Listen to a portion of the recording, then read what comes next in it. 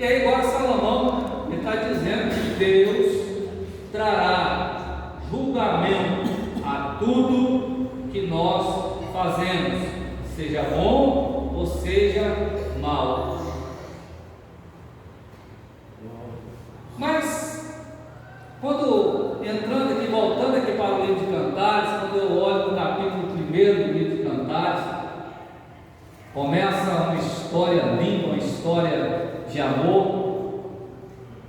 O texto, a história contada no livro de Cantares vai nos dizer que Salomão, ele encontra uma jovem que tem o título de Sulamita, algumas traduções vai dizer Sunamita.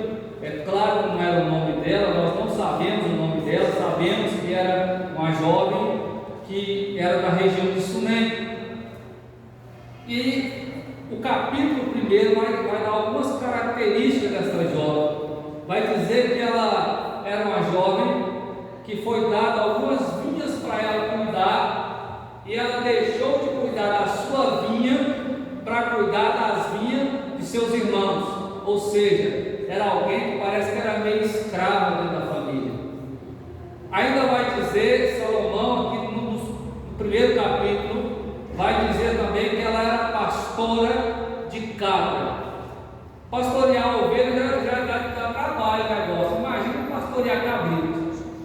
O bicho é terrível. Mas a Bíblia vai dizer que essa mulher de Sunem, essa jovem de Salomão, apaixonou tremendamente. Vai dizer que ela era pastora de cabra.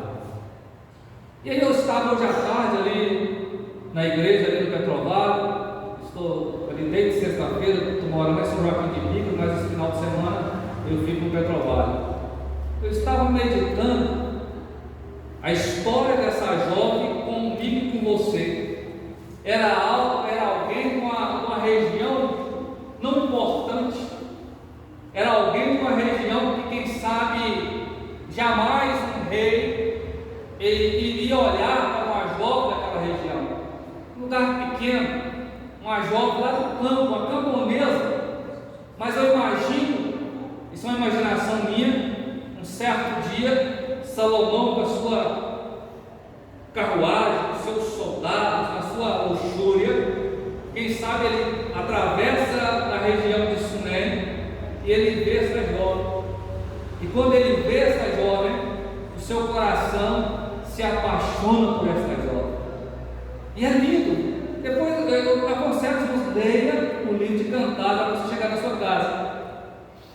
E é tão interessante que ele faz algumas comparações até engraçadas com essa jovem. Nós vamos chegar aqui no capítulo 4, versículo 12, que nós lemos. Ele, no versículo 9 do capítulo 1, ele vai olhando para ela, imagina ele olhando para ela, ela olhando para ele, e ele diz para ela assim: eu te comparo como uma das éguas da carruagem de Faraó. Aí imagina se nós falar isso hoje, mas apanha, né? Mas aí ele estava pensando por quê? Por quê? Naquela época, uma das éguas que puxava a carruagem de Faraó era como se fosse o carro mais caro de hoje. Era algo muito valioso, era algo assim que todo mundo desejava ter. Quem não queria?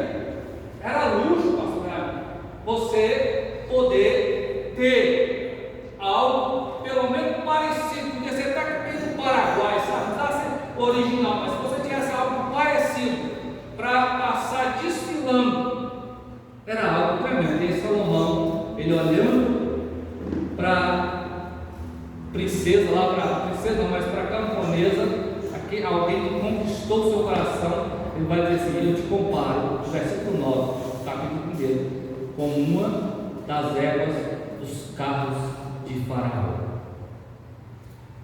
Isso é interessante. Aí eu estava até comentando com o pastor Rafael, aqui, andando rapidinho aqui.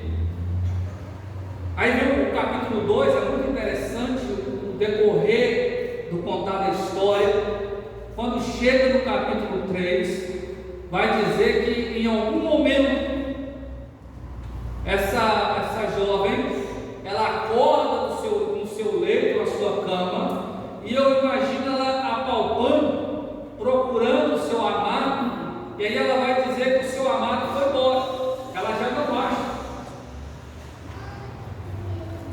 eu estava imaginando quantas vezes nós estamos igual Sansão, nós estamos imaginando que Jesus ainda está na nossa casa, que o noivo ainda está ao nosso lado, mas quando nós acordamos para a realidade, nós começamos a procurar, Ele não está, nós perdemos a presença dEle. E aí a Bíblia vai dizer que por alguns momentos ela sai pelas ruas, ela encontra os guardas, e agora ela pergunta para os guardas: vocês vistem o amado da minha alma? Vocês viram aquele meu coração está apaixonado? E ela